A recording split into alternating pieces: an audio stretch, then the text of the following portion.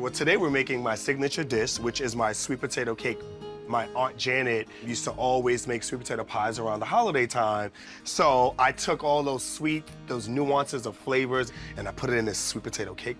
I actually take this batter and transform it into different versions. And today I'm gonna show you our cupcake, which is the prize winner here at the food hall.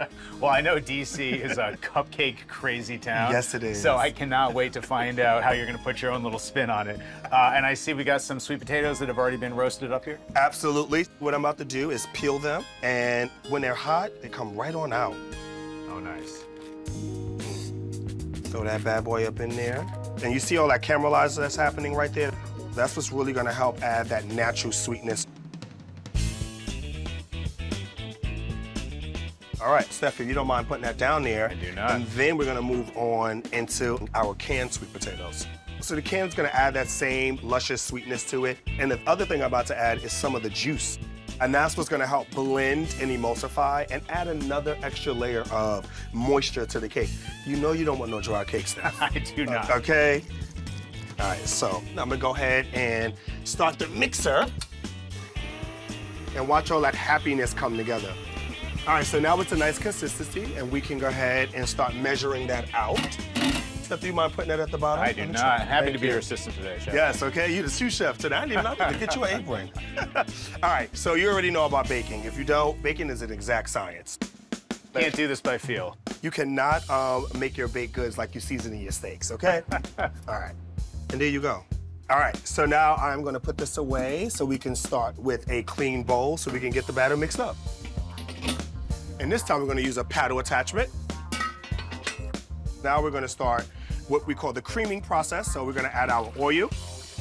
So no butter, just oil? Yes, I don't use butter in this particular recipe because I like to keep that moisture. Every carrot cake or spice cake I've ever made had oil in it. I'm not changing the game here. Steph, do you mind? Thank you, brother. I'm not changing. You don't even have to ask anymore, Chef. We're gonna go ahead and get that mix in.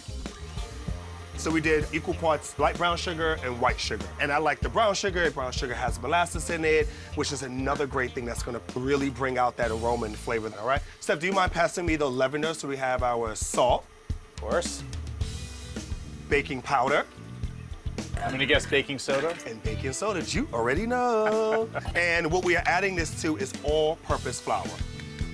Steph, do you mind passing me the spice blend? Spice blend, so Yes. tell me what's going in there. Love, baby. It's our magic blend. I'll tell you one ingredient, which you probably should already smelled or known. I'm gonna guess that's cinnamon. Absolutely. But just think of all of your great fall flavored classics. All right, now that our sugar and oil is creamed, I'm gonna cut the mixer back on, and we're gonna add the eggs a little at a time. And the eggs have pure vanilla extract. None of that cheap imitation stuff. I all gotta right? get the real deal with that. Come on now, I'm in here in DC, Cupcake City, baby. I can't play around with these folks.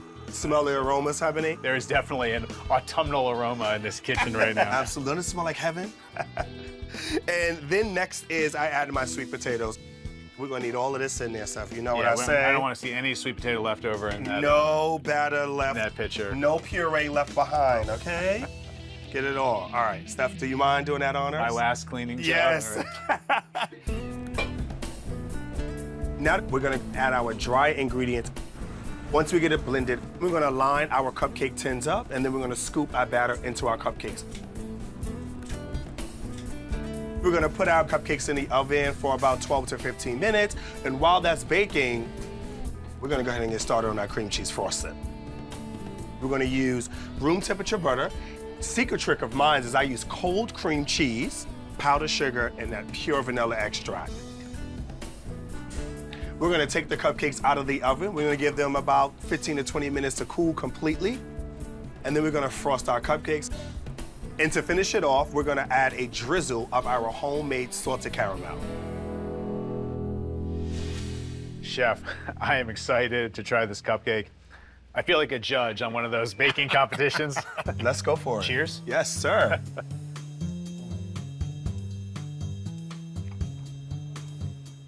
I love that.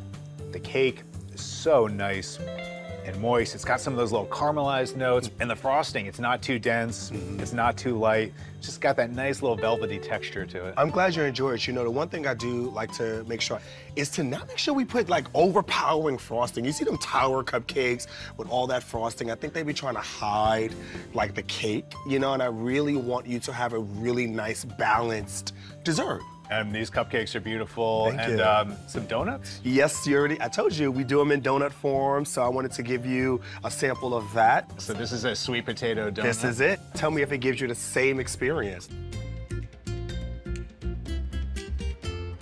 That's hitting the spot, You too. see what I'm It's that homemade caramel sauce, too, that just really, I think, amplifies the product to another level as well.